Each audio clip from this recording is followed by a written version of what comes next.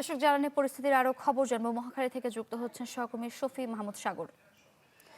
সাগর, কি অবস্থা দেখছেন মহাখালী ফিলিং স্টেশনগুলোর?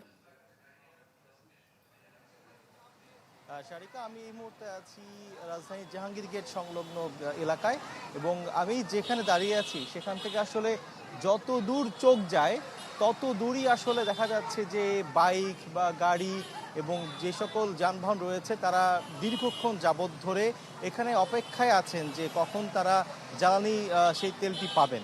এবং এই সকল গাড়ি সেটি তারা আসলে তাদের গন্তব্য আসলে এখান থেকে আরও প্রায় 4 থেকে 5 কিলোমিটার দূরের একটি ফিলিং স্টেশন, যেটি অবস্থান করছে তেজগাঁওয়ে।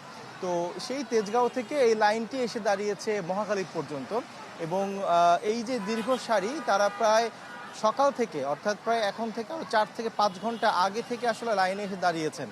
যদিও এই গরমে মানে আসলে অতিষ্ঠ হয়ে তারা দাঁড়িয়ে আছেন, কিন্তু তাদের আসলে অন্য কোনো উপায় নেই। কারণ যারা এখানে আছেন কেউ হয়তোবা চাকরিজীবী, কেউ হয়তোবা রাইড শেয়ারিং বিভিন্ন অ্যাপসের মাধ্যমে তাদের জীবিকা নির্বাহ করে থাকেন। অর্থাৎ তাদের দৈনন্দিন জীবনের যে যাতায়াত এবং দৈনন্দিন জীবনের যে সকল ইনকাম সোর্স রয়েছে সব কিছু আসলে নির্ভর করছে এই জ্বালানির উপর দিয়ে।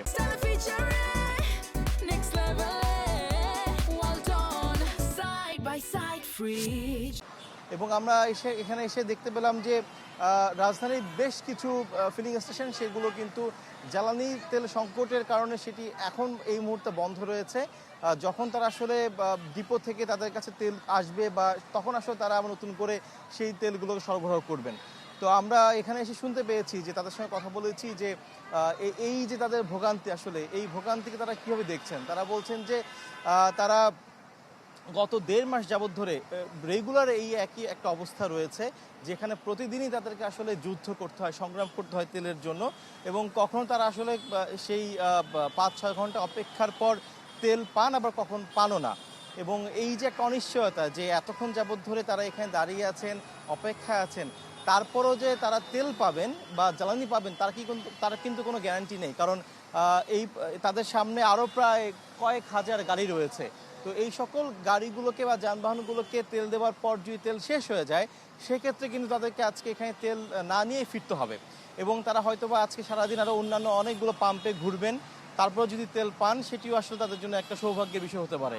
তাদের কাছে আরও একটি তারা বলেছেন যে তারা অনেক ক্ষেত্রে হয়তো তাদের দরকার 500 টাকার তেল বা 5 লিটার তেল, সেক্ষেত্রে তারা পাচ্ছেন 2 থেকে 3 লিটার, যার ফলে এই যে একটু কম করে বা রেশনিং করে তেল দেওয়ার কারণে তারা কিন্তু প্রতিদিনই তাদেরকে নামতে হচ্ছে তেলের জন্য, এবং সেক্ষেত্রে তারা কিন্তু প্রতিদিনই তাদেরকে আবারও এই তেল নেবার জন্য লাইনে দাঁড়াতে হচ্ছে।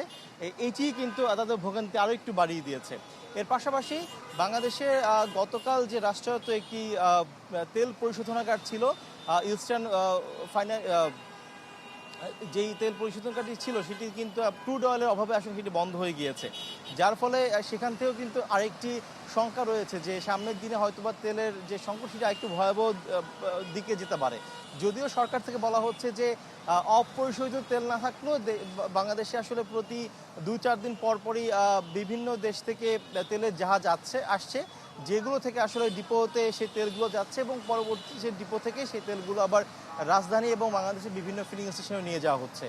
তারপরও কিন্তু আসলে কোনোভাবেই তেলের যেই সংকট বা চাহিদা সেটি কিন্তু কমানো যাচ্ছে না।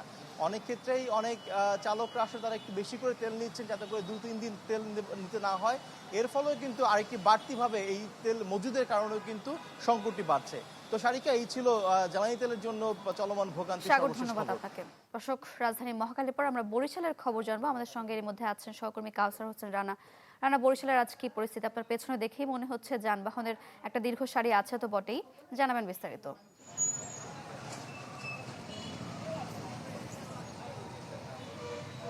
হ্যাঁ সারিকা, বরিশালেও ঠিক একই অবস্থা, যে তেল নিতে এসে এখানে মানুষের হয়রানি, দুর্ভোগ এবং বলা যায় যে দীর্ঘ একটি লাইনে দাঁড়িয়ে থাকতে হয়।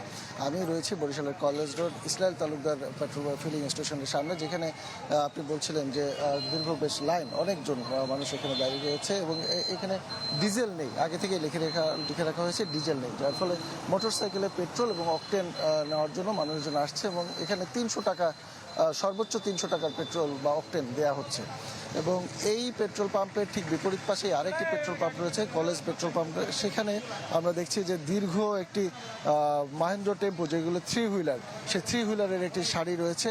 তারা ডিজেল নেওয়ার জন্য এসেছে এবং এই ডিজেল নেওয়ার জন্য যারা এসেছেন টেম্পো চালকরা, তারা বলছেন আমাদেরকে দীর্ঘ সময় তারা অপেক্ষা করছেন এবং এই সারিটি কিন্তু আমি আসার পর যতটুকু ছিল তার থেকে ধীরে ধীরে দীর্ঘ থেকে দীর্ঘতর হচ্ছে এবং এটি আগাচ্ছে না, কারণ সামনে যে পেট্রোল পাম্পটিতে তারা এসেছে সেখানে এখন পর্যন্ত ডিজেল সরবরাহ শুরু হয়নি। অর্থাৎ এই যে একদিকে 3 হুইলারদের একটা অপেক্ষা, আরেকদিকে 2 হুইলার যারা মোটরসাইকেল চালক তাদের অপেক্ষা, এবং এই পাশে যারা 4 হুইলার যেগুলো প্রাইভেট কার বা মাইক্রোবাস, তাদেরকেও আমরা দেখেছি বিভিন্ন সময় এসে তেল না পেয়ে সরে যেতে। তো এই ভোগান্তি কিন্তু যেটি শুনছিলেন যে 1.5 মাসের বেশি হয়ে যাচ্ছে এই ভোগান্তির পরিস্থিতি। এর সাথে আরেকটি ভোগান্তি যোগ হয়েছে, সেটি হচ্ছে যে জেনারেটর যারা চালাচ্ছে তাদের জন্য, কারণ জেনারেটরের তেল খুচরা নিতে হয়, ট্যাঙ্কিতে করে বা জার্কিনে করে নিতে হয়। তাদের কিন্তু তেল নিতে গেলে আবার একটি পাসের দরকার হয় এবং সেটি নেওয়া নিয়ে প্রতিদিনই এই ফিলিং স্টেশন কর্তৃপক্ষ এবং যারা নিতে আসছেন গ্রাহক, তাদের ভিতরে একটি তর্কাতর্কির সৃষ্টি হয়। এর পাশাপাশি কৃষি জমি, জেলে সব ক্ষেত্রে কিন্তু একটি অনিশ্চয়তা বা বলা যায় যে একটি হয়রানির মতন পরিস্থিতি বা দুর্ভোগের মতন পরিস্থিতির সৃষ্টি হয়েছে। এই ছিল বরিশালের পরিস্থিতি। সারিকা। রানা, ধন্যবাদ আপনাকে। দর্শক, রাজধানী মহাখালী এবং বরিশাল থেকে আমরা জ্বালানি পরিস্থিতির খবর জানছিলাম।